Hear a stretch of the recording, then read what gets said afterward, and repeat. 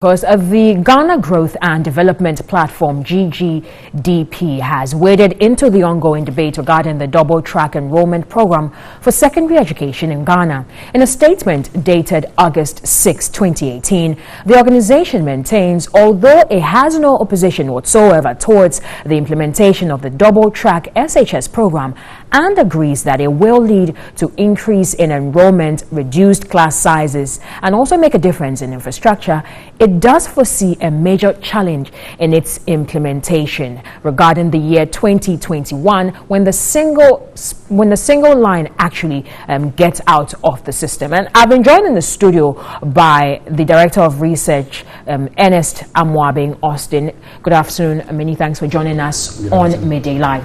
Good afternoon. Right. Now, first of all, I believe you probably have an idea of what the Education Minister talked about during the presser earlier today. And where did his explanations in any way give you a satisfactory answer to some of the issues that you raised in your press release?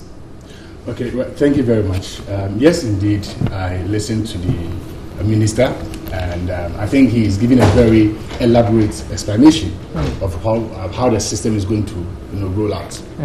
But we have issues with a 16-week period.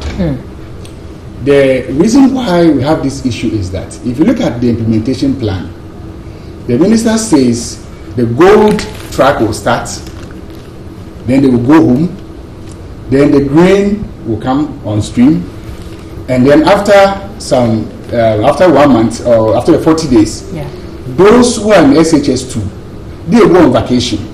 So when they go on vacation, then the track 1 will come back and take their place. So that's where we have an issue with, because the system has been designed to piggyback on the vacation of those who are running the single track. So our concern is that when those running the single track leave the system, it's going to create a big problem, because there will be no vacations for the double track system to take advantage of. So that is going to create a very chaotic situation, because in the year 2020-2021 academic year, you are going to have a situation where in SHS 3 there will be 2 tracks. In SHS 2 there will be 2 tracks. And then in SHS 1, there will be 2 tracks as well. So now the question is, whose vacation are you going to take advantage of? Remember, as I said, the design now is premised on the vacation of those on single track. So when they leave the system, what then will happen to the entire program?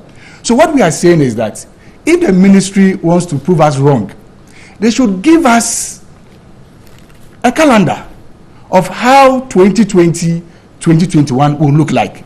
Once we get that calendar and we are satisfied that it will roll out perfectly, we will have no issue at all, because we have stated that indeed we support the double track system, except that we think the 16-week period is too much.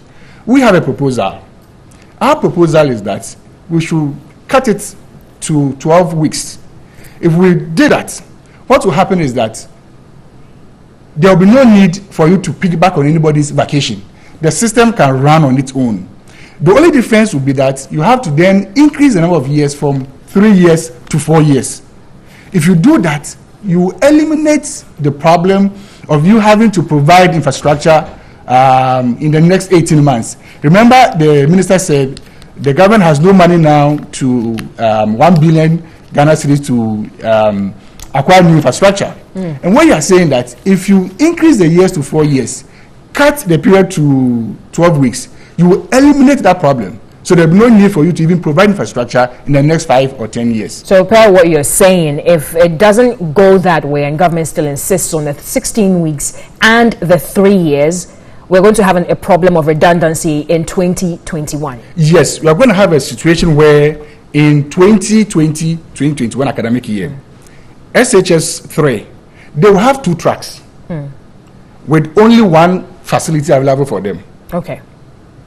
SHS 2 would have 2 tracks with only 1 facility available for them.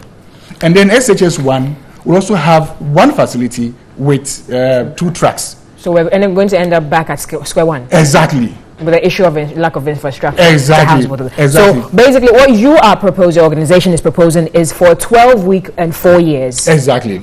If you do 4 years and 12 weeks, you eliminate this problem that we are talking about. Okay. You ease yourself that pressure to provide new infrastructure. Because when you see, let me tell you, the double track, if implemented well, is a more efficient system. Okay. What it means is that, for example, the minister said in the next few years, in the next year or so, we may get up to 600,000 students. If you implement the system well, you can get 300,000 in school, 300,000 on vacation. So you can alternate without having to put up new infrastructure.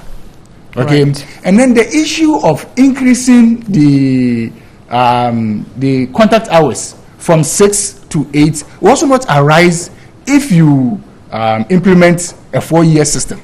Okay, and then this pressure, as I mentioned, of having to provide extra infrastructure will be eliminated. If you're not careful, if you build extra classrooms on the various campuses, you're going to create congestion problems.